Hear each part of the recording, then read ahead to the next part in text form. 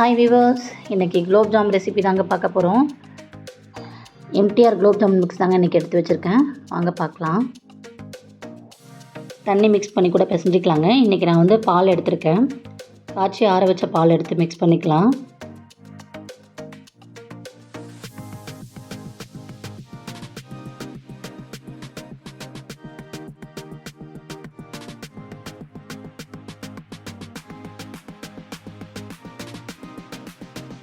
மாவு வந்து சப்பாத்தி மாவு மாதிரி பிசையாமல் இந்த மாதிரி லூஸாகவே பிசைஞ்சு க்ளோஸ் பண்ணி வச்சிட்டிங்கன்னா போதும்.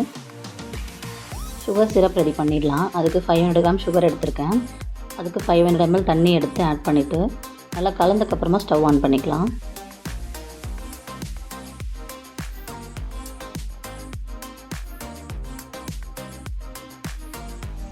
ஏலக்காவை கொஞ்சம் இடித்து சேர்த்துக்கலாம்.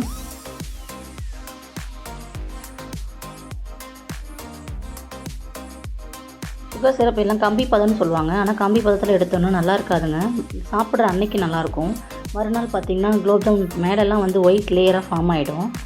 நம்ம லைட்டாக பிசு பிசுன்னு வந்த உடனே நம்ம எடுத்துடலாங்க. நான் இப்போ குங்குமப்பூ ஆட் பண்ணுறேன். இது கம்ப்ளீட்லி ஆப்ஷனல் தான். உங்கள்கிட்ட இருந்து ஆட் பண்ணிக்கலாம். கலர் வரும் அப்படின்றதுனால நான் ஆட் பண்ணிக்கிறேங்க. பார்த்திங்கன்னா தெரியும், கம்பி பதம்லாம் வரலை. லைட்டாக பிசு பிசுன்னு இருக்குது. நான் எடுத்துட்டேங்க. ஆஃப் பண்ணியாச்சு.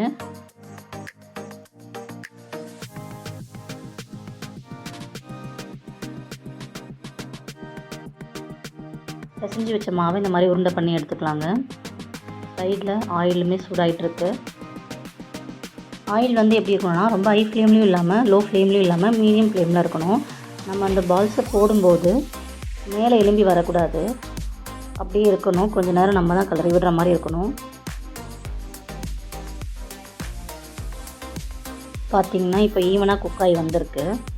இந்த மாதிரி ஃப்ரையான குலோப் ஜாமுன் ஜீரலை போட்டு எடுத்துகிட்டு ஒரு 20 மினிட்ஸ் கழிச்சு சர்வ் பண்ணால் நல்லாயிருக்கும். 20 மினிட்ஸில் சுகர் சிரப்பை நல்லா ஊறி டேஸ்ட்டாக இருக்குங்க. செஞ்சு பார்த்துட்டு எப்படி இருக்குன்னு சொல்லுங்கள். பிடிச்சிருந்தால் லைக் பண்ணுங்கள். உங்கள் ஃப்ரெண்ட்ஸ்க்கு ஷேர் பண்ணிக்கோங்க. நெக்ஸ்ட் வீடியோவில் பார்க்கலாம் ஃப்ரெண்ட்ஸ். தேங்க்யூ.